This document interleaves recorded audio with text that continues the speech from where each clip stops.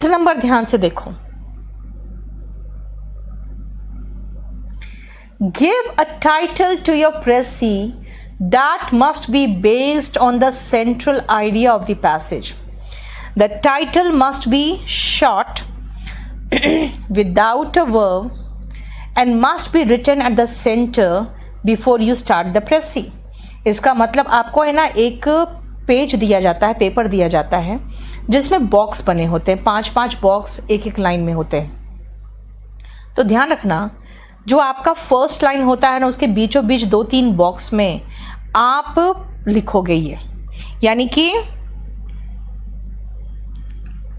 हमेशा प्रेसी को, 8 number point ये कहता है कि हमेशा अपने प्रेसी को एक शॉर्ट यानी छोटा सा और बिना वर्ब इस्तेमाल किए एक टाइटल लिख देना चाहिए, और वो जो टाइटल होना चाहिए आपके प्रेसी का, वो पैसेज के सेंट्रल आइडिया पर आधारित होना चाहिए। ठीक है, क्लियर? 9th में आओ।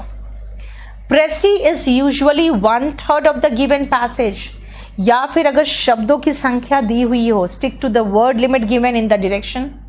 यानी नेक्स्ट जो पॉइंट वो कहता है, 9th नंबर पॉइंट ये कहता है कि प्रेसी हमेशा पैसेज का 1/3 होता है, या फिर निर्देश में दिए गए जो शब्द लिमिट है उसके स्टिक करके रहिए, यानी उसका आप पालन करिए। ठीक है,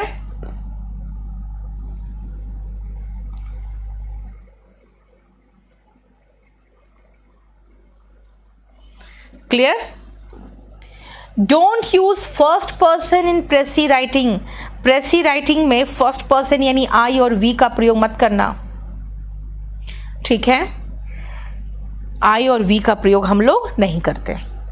many a time the passage has first person in it.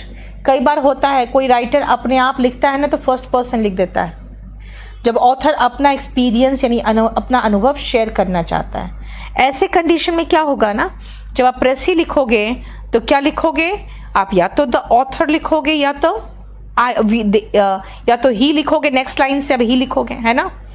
यानी 10 नंबर पॉइंट ये कह रहा है कि प्रेसी राइटिंग में फर्स्ट पर्सन यानी आई और वी का प्रयोग मत करिए। कई बार पैसेज लिखते वक्त ऑथर अपना अनुभव आपके साथ बांटते हैं, तब वो फर्स्ट पर्सन का इस्तेमाल करते हैं, लेकिन आपको या तो द ऑथर या ही का प्रयोग करना चाहिए। ठीक है, Mansi, you will be able to write a story now, you can write your own stories also. ठीक है, सौरभ समरी ही कह सकते हो, लेकिन इसको तुम ब्यूटीफाई नहीं कर सकते ना। क्लियर? चलो,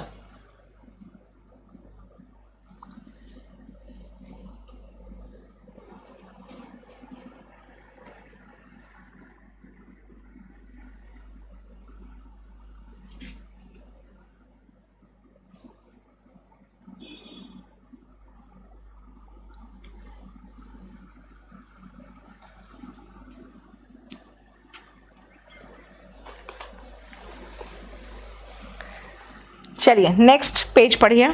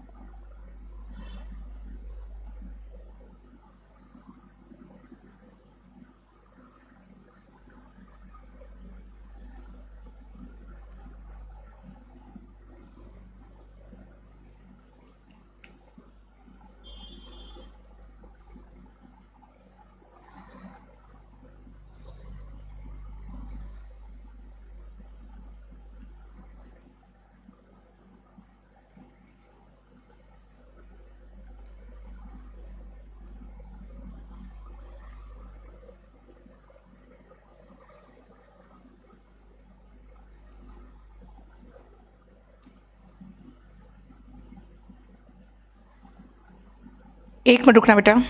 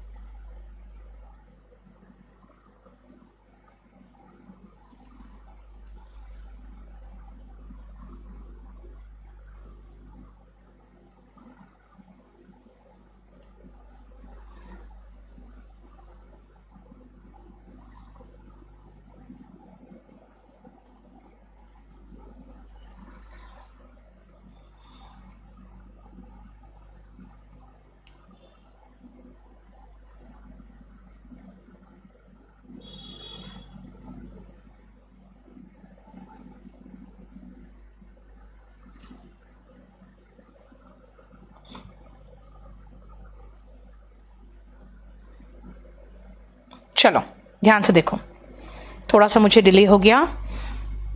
चलिए अब सुनो नेक्स्ट पॉइंट, और वो है 11th नंबर। बेटा मैं चुप हो गई थी, कहीं कुछ प्रॉब्लम हो गया था इसीलिए थोड़ा रुक गई थी मैं। आप सुनो, change paragraph depending on the ideas and issues that each of the paragraphs carries. Change your paragraph once the issue और द आइडिया चेंजेस। अब सुनो ध्यान से, आप पैसेज के अनुसार अपने पैराग्राफ को चेंज नहीं करोगे, ठीक है ना। यानी 11th नंबर पॉइंट ये कहता है कि पैसेज के अनुसार अपने पैराग्राफ को चेंज करने की जरूरत नहीं है, बल्कि आप अपने प्रेसी को देख लीजिए। जब आइडियाज या वो मुद्दा परिवर्तित होगा तो आप पैराग्राफ चेंज कर देना। एक बार आइडियाज चेंज हो जाए, वो मुद्दा पूरी तरह से डिस्कस हो जाए, तो आप पैराग्राफ चेंज कर देना, ठीक है। 9th नंबर पॉइंट रिपीट करना है, एक सेकेंड रुको। 9th नंबर कह रहा है बेटा कि प्रेसी 1/3 होना चाहिए पैसेज का। पैसेज जितना बड़ा होगा ना, प्रेसी उसका 1/3 होगा। और नहीं तो कई बार आपको वर्ड लिमिट दिया होगा तो वर्ड लिमिट फॉलो करो। सुमित आपको प्रैक्टिस करते वक्त ये इन नियम का ध्यान रखना है, बस। आपको थोड़ी कह रही हूं कि इनको याद रखना है आपको, ठीक है। उसको खाली ध्यान रखो। Leave one line when you change the paragraph. आपका बॉक्स बना रहेगा, तो इसीलिए आप एक लाइन छोड़ के चलोगे, जैसे पैराग्राफ चेंज होगा वैसे। This gives clear demarcation to each paragraph. यानी एक बार पैराग्राफ चेंज करें आप, मतलब 12 नंबर पॉइंट ये कहता है कि जब आप पैराग्राफ चेंज करेंगे तो एक लाइन छोड़ दें, ताकि हर पैराग्राफ के बीच में साफ साफ आपको दिखे कि पैराग्राफ परिवर्तित किया जा रहा है, ठीक है। नेक्स्ट, जब आपका प्रेसी खत्म हो जाए ना, तो राइट हैंड साइड नीचे एक बॉक्स में नंबर ऑफ वर्ड्स लिख देना, ठीक है। 13 नंबर पॉइंट क्या कहता है? 13 नंबर पॉइंट ये कहता है कि आप एक बार प्रेसी खत्म कर ले तो शब्दों की संख्या एक ब्रैकेट में नीचे राइट हैंड साइड, प्रेसी खत्म होने के बाद नीचे राइट हैंड साइड लिख दे, ठीक है। नेक्स्ट आप 14 में, use your own language in your precis. अब कई लोग कहते हैं मैम प्रेसी मैंने लिखा था, मार्क्स नहीं मिले। यार अपने ओन लैंग्वेज में लिखना है, आपको कॉपी एंड पेस्ट करने के मार्क्स नहीं मिलेंगे। पैराग्राफ को ठीक से पढ़ो, समझो राइटर क्या बोलना चाहता है, फिर उनको अपने लैंग्वेज में आपको पैराग्राफ का सार अपने लैंग्वेज में समझाना पड़ेगा। 14 नंबर पॉइंट ये कहता है कि आप अपनी भाषा को प्रेसी में लिखें। आपको कॉपी और पेस्ट करने के मार्क्स नहीं मिलेंगे। आप पहले तो पैसेज को पढ़ें और फिर ये समझने की कोशिश करें कि राइटर क्या बोलना चाहता है। फिर अपनी भाषा का प्रयोग करके पैराग्राफ का जो सार है, यानी कि पैसेज का जो सार है, पैराग्राफ नहीं पैसेज का जो सार है, वो अपने आप उसे कन्वे करें, उसे आप बताएं। ठीक है, यहां जो है ना पैराग्राफ वर्ड, आप उसको पैराग्राफ के बदले में पैसेज करते हैं।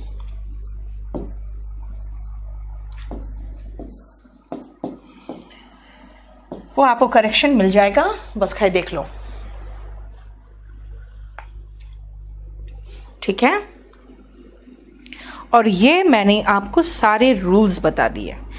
अब अच्छे से समझ में आ गया कि भाई जब मैं प्रेसी लिख रही हूं अपने सीनियर को, और वो कह रहे हैं कि भाई देखो ये डोमेस्टिक वायलेंस एक्ट आया है, इसको शॉर्ट में करो, तो मैं क्या करूंगी, डोमेस्टिक वायलेंस एक्ट ऊपर लिखूंगी, उसका एक सारांश बनाऊंगी। क्यों? क्योंकि भाई कांस्टेबल्स को समझाना है, अब वो लीगल लैंग्वेज नहीं समझेंगे कांस्टेबल्स, तो उसको शॉर्ट बनाएंगे।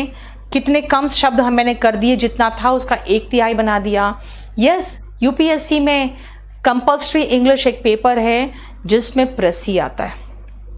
प्रेसी कई स्टेट्स में प्रेसी राइटिंग आता है, लेकिन अगर आप कहोगे प्रेसी, तो प्रेसी आपको इसलिए भी आना चाहिए कि जब भी कोई बात बोली जाती है तो आपको डिटेल में समझाया जाता है। तो आप कहते हो इसका मेन जो मुद्दा है ना, उसको उठा के मुझे किसी को बताना है, तो जो प्रेसी में अच्छे होते हैं वो आराम से कर लेंगे। अगर आप प्रेसी नहीं जानते हो करना, तो आप किसी के कहे हुए बात को शॉर्ट में करके आप नहीं समझा सकते हो।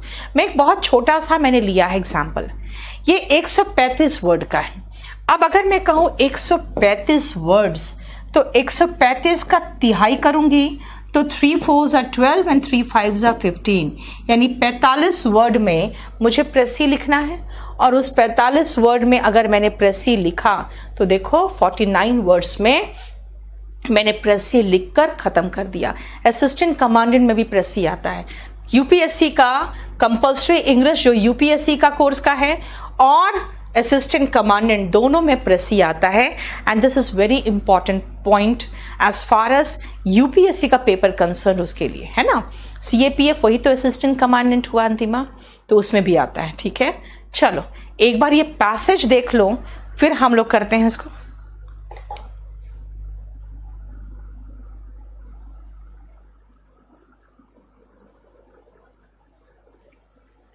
शालिनी वही तो मैं कह रही हूं, आप अगर कंपल्सरी यूपीएससी की तैयारी कर रहे हो तो कंपल्सरी इंग्लिश का आपको आना चाहिए बेटा।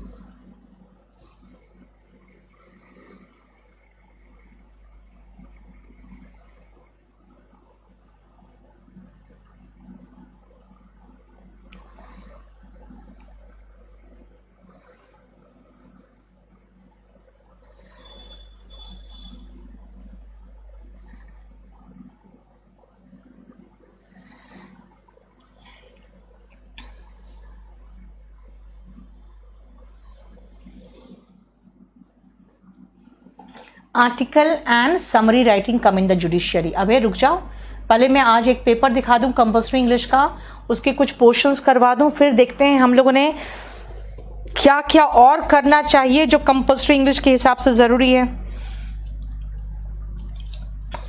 ठीक है, चलिए पढ़ लिया, रीड कर लिया। इट हैज बीन एस्टिमेटेड, ये आकलन लगाया जा रहा है, that the human population of 600 BC, यानी कि बिफोर क्राइस्ट 600 साल पहले, क्राइस्ट के 600 साल पहले, was about 5 million people। 5 million people था पॉपुलेशन इस धरती का। अब उसके बाद क्या हुआ, ये 5 million people taking perhaps 1 million years to get there from 2.5 millions। इसका मतलब है कि जो हमारे धरती का पॉपुलेशन 2.5 मिलियन था, ये 5 मिलियन होने के लिए जो टाइम लिया था वो 1 मिलियन लिया था। 1 मिलियन साल में उसने क्या लिया? बेटा एक चीज मैं अभी बताती हूँ, आर्टिकल समरी सब थोड़ा बहुत नियम इधर उधर होके बाकी सब कुछ सेम है, इसीलिए आप समझ जाओ सब कुछ हो जाएगा। यानी 2.5 मिलियन से 5 मिलियन होने के लिए उनको क्या लगा था? उनको 600 BC के समय में करीबन 1 मिलियन ईयर्स लगा था। The population did not reach 500 million until almost 8,000 years later। यानी did not reach 500 million। अब अगर हम 500 मिलियन की बात करें कि 1680, बस इतना, अब इसको छोड़ दो, ठीक है, इसके बाद कुछ नहीं बताया। कहा है कि 1650 में एडी में, यानी कि देख रहे हो बीसी के बाद फिर 0 तक पहुंचा ही नहीं, 600 साल उधर, फिर 1600 साल इधर, यानी कि आप समझ रहे हो 2450 साल के लगभग हो गया, ठीक है ना। उसके बाद इस समय, ठीक है, इस समय क्या था? पॉपुलेशन 500 मिलियन था, 500 मिलियन था। ये 1650 एडी में 500 मिलियन था। This means it doubled roughly once every 1000 years। यानी इसके बीच से लेकर इसके बीच में आकलन लगाया गया कि भाई ये करीबन 2400 साल, 2450 साल में ये 10 गुना हुआ है। इसका मतलब है कि अगर हम इसको चेक करें, अगर हम चेक करने की कोशिश करें तो पाएंगे कि रफली 1000 ईयर्स में ये 5 का 10, 10 का 20, फिर 20 का 40, 40 का 80, 80 का 160, ऐसे करते हुए ये 1000 ईयर्स में ये डबल होते गए हैं प्रत्येक 1000 साल में। यानी 5 मिलियन का 10 मिलियन 1000 साल में हुआ, 10 का 20,000 साल में हुआ, ऐसे कर करके उन लोगों ने उसकी जो भी यहाँ आकलन करके देख लिया। अब मेरा मैथ्स सब्जेक्ट नहीं, इसलिए मैं उतना देख नहीं रही हूँ। दिस मीन्स इट डबल रफली once every 1000 years or so। It reached a billion people around 1850। 1850 में 1 बिलियन पॉपुलेशन था, ठीक है। अब इस समय जो डबल हुआ है वो डबल होने में सिर्फ 200 साल लगे। नेक्स्ट बार पॉपुलेशन जब डबल हुआ तो सिर्फ 80 साल लगा, और नेक्स्ट डबलिंग अभी हम लोगों ने कंप्लीट किया भी नहीं है। अब इस बार जो डबल हो रहे हैं हम लोग सिर्फ 37 इयर्स ले रहे हैं। इसका मतलब है कि भाई देखा जाए तो पहले ये जो डबलिंग था वो 1 मिलियन ईयर्स था, फिर 1000 ईयर्स हुआ, फिर 200 इयर्स में हम डबल हो गए, फिर 80 साल में डबल हो गए, और इस बार तो हम 37 साल में ही डबल हो जा रहे हैं, है ना। इसका मतलब समझ रहे हो कि किस तरह से पॉपुलेशन फटने वाला है, एक्सप्लोड कर रहा है ना। अब ये हमने गिना कि क्या ही यार, ये तो डबलिंग टाइम बता रहा है, यानी किस तरह से हम देख रहे हैं कि पॉपुलेशन का एक्सप्लोजन होने वाला है ना। और ये कितने वर्ड से? 135। हमने काउंट किया इसका 1/3 45, हमने 49 में लिख दिया population explosion. The author expresses his concern, यानी चिंता, about the ever growing population of the world, यानी वर्ल्ड का पॉपुलेशन जिस तरह से ग्रो कर रहा है उस पर उन्होंने अपनी चिंता व्यक्त की है। That has seen the doubling period, जो डबलिंग पीरियड है वो क्या हो रहा है? डिक्रीजिंग ड्रास्टिकली, बहुत तेजी से डिक्रीज कर रहा है, from 1 million years to 1000 years, that further dropped to 100 years and then to 80 years, और अभी तो population is doubling again and this time in just 37 years। बहुत छोटा सा मैंने बनाया सिर्फ इसीलिए कि मैं आपको दिखाना चाह रही थी कि देखो अपना लैंग्वेज, टाइटल अपना, उठाया क्या, सिर्फ उसका निचोड़ उठा के क्या किया, 1/3 शब्दों में हमने लिख दिया। अब बताओ ये समझ में आया क्या है ये? देखो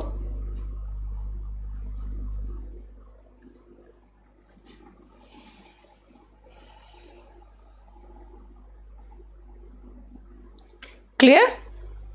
अब आते हैं हम आपको कुछ और दिखाते हैं। दिस इज प्रेसी का नियम है सिर्फ, बस प्रेसी का सिर्फ आज मैंने आपको अभी नियम बताया। अब आओ मैं आपको थोड़ा सा दिखा दूं।